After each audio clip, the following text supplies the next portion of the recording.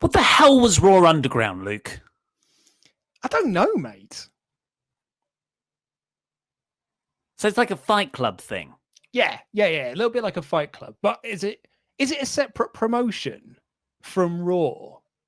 Like, is it a WWE sanctioned thing? So it's like a legal Fight Club.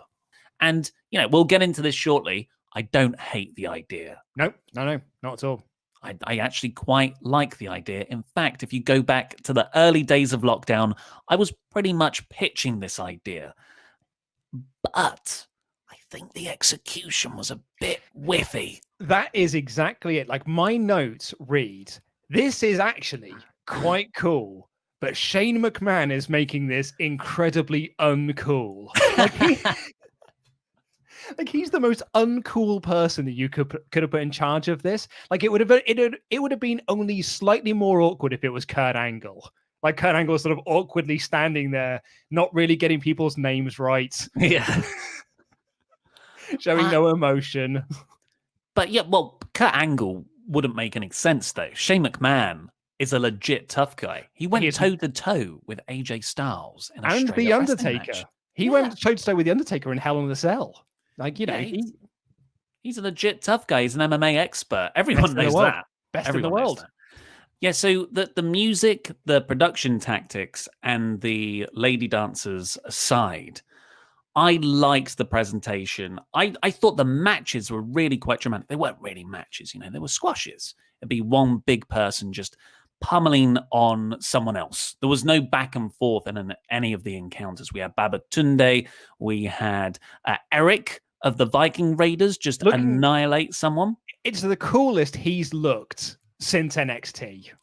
You know why? Because they're not playing Vikings. No, they're not. Isn't that a shock? Exactly. They were just being like cool badasses. Like, and it made the Hurt Business look amazing at the end. Yeah. So with the Hurt, so what happened at the end is the Hurt Business kind of, I in my head, it can work two ways. They lost on the show, the main part of Raw, but that took them to another place, and they were kind of putting people over on the way out of normal Raw, and then they looked genuinely badass in the Underground segment at the end. That was the main event bit where each guy beat up someone. One of them was Dio Madden, of all people. He's back. And that, like, MVP sort of declares themselves as the big guys around here. They run this joint now, and business is good. Why is Shane McMahon on this at all? Why is this not an MVP creation? Yeah, well, and you're absolutely right. Like, but it's because Shane's the draw, right? Like, we've said this for the last few weeks. When the ratings go down, you go to Steve Austin reunion shows or a McMahon, and that's what they've done with. They haven't gone with Vince, so they've gone with Shane because he's the cool one of the McMahon family. So Shane's gone out there to be like, and like, Shane legit feels like the sort of guy that would want to run this and would think that he was so cool and quite well suited to this sort of place as well. So it sort of feels like his sort of mad reality. So yeah, it in that sense, in sort of that stasis, it does make sense that Shane McMahon was the one that came up with Raw Underground, even though he's incredibly uncool and made, like, him, the dancers and the music made it so uncool. Yeah, I totally agree. But as we know, this has been his thing for ages. He wanted to take over that original ECW and present it in more of a shoot style way. He wanted to, I think he wants to buy the UFC. He's always wanted to get into that area and be an MMA fight promoter. He trains a lot in Brazilian Jiu-Jitsu, I think is the specific part he trains in. But, he fights, bro. So does having Raw Underground actually undermine the rest of the program?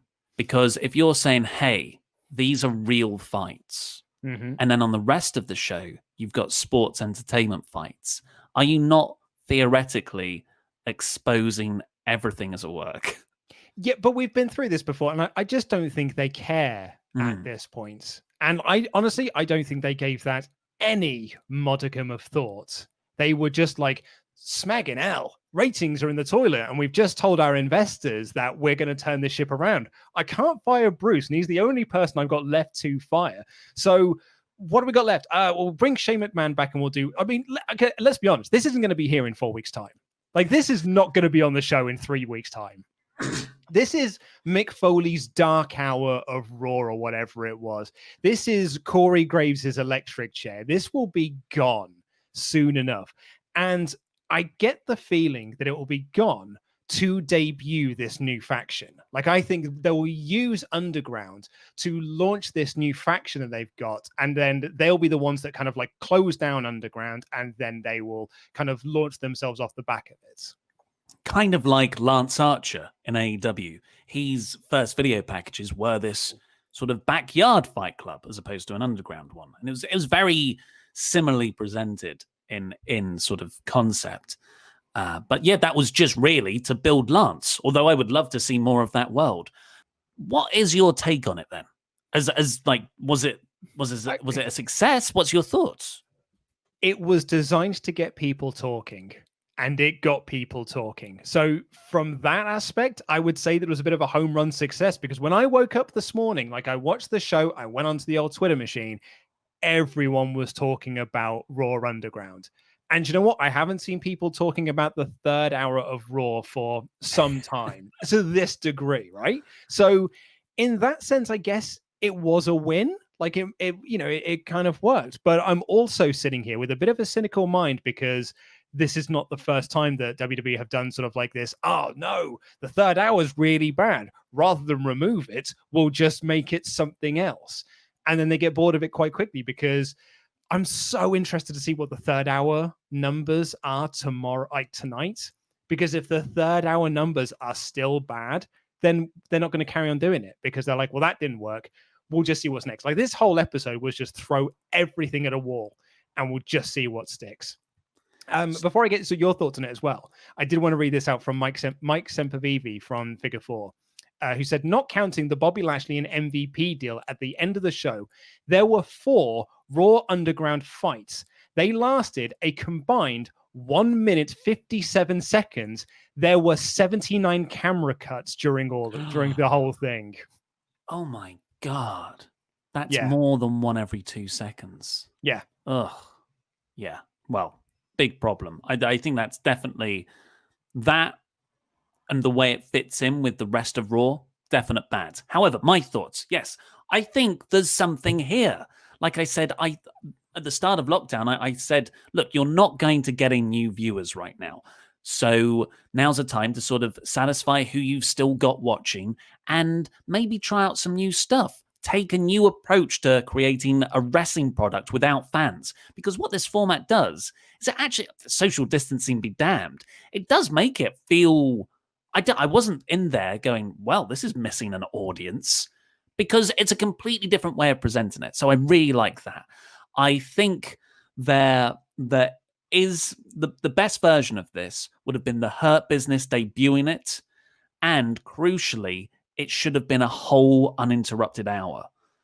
And that should be the 10 to 11. Yeah, I was also going to say, I think it should have been cinematic. So you don't do this in the Kevin Dunn style, because that really hurts it. You can then kind of, I mean, the porno music didn't work either. The dancers didn't work. But at least if you'd done it in a cinematic style, it probably wouldn't have felt quite so jarring. I also wouldn't have had Shane McMahon do it as well. Like, yeah. Very, very bad. Unfortunately, if you're optimistic, all the power to you. I wish I was you. But I see this with the experience of everything Luke's gone like listed, with the Raw third hour, the darker one before, the electric chair, wild card rule. We've had so many false starts from WWE that it's so difficult to get excited when they try something new, because they inevitably drop it within 3 weeks. It's not even long enough to just appreciate it in passing.